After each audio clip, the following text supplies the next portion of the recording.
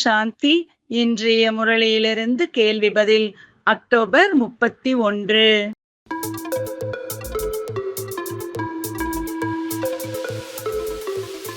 வகுப்பில் அமரும் போது தான் ஆத்மா என்ற நினைவில் ஏன் அமர வேண்டும்?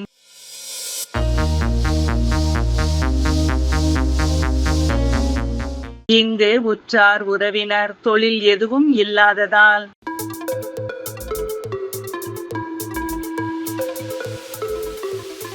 ஸ்ரீமத் மூலம் நீங்கள் அனைவரையும் விடுதலை செய்வதால் உங்களை எவ்வாறு அழைக்கிறார்கள்?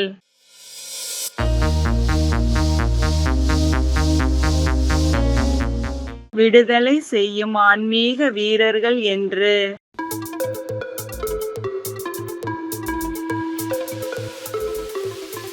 எது நடக்காத காரியம் என ஈஸ்வரன் கூறுகிறார்?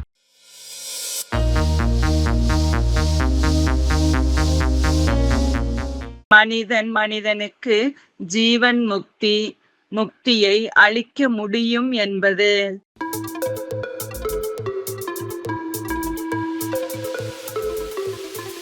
அமைதி கொடுங்கள் என கேட்கிறார்கள். அதற்கு ஈஸ்வரன் கூறுவது என்ன?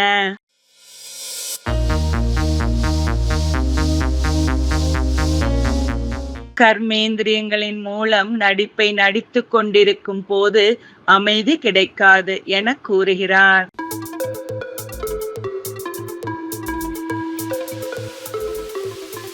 பிறக்கும் போது சிலருக்கு உடலில் ஏதாவது குறை போல் ஏன் பிறக்கிறார்கள்?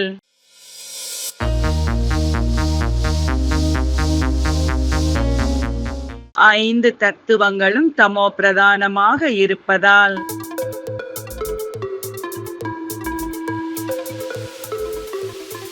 தேக அபிமானத்திற்கும் ஆத்ம அபிமானத்திற்கும் உள்ள வேறுபாடு என்ன?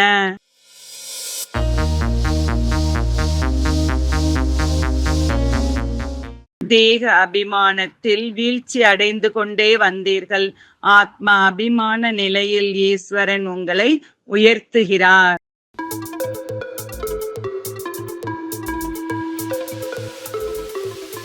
சமஸ்கிருத மொழி அரசர்களுடையது. சரியா தவறா?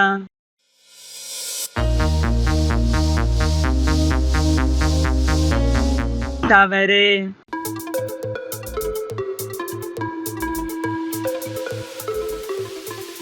இன்றைய முரளியில் முக்கியமாக என்ன கூறப்பட்டுள்ளது?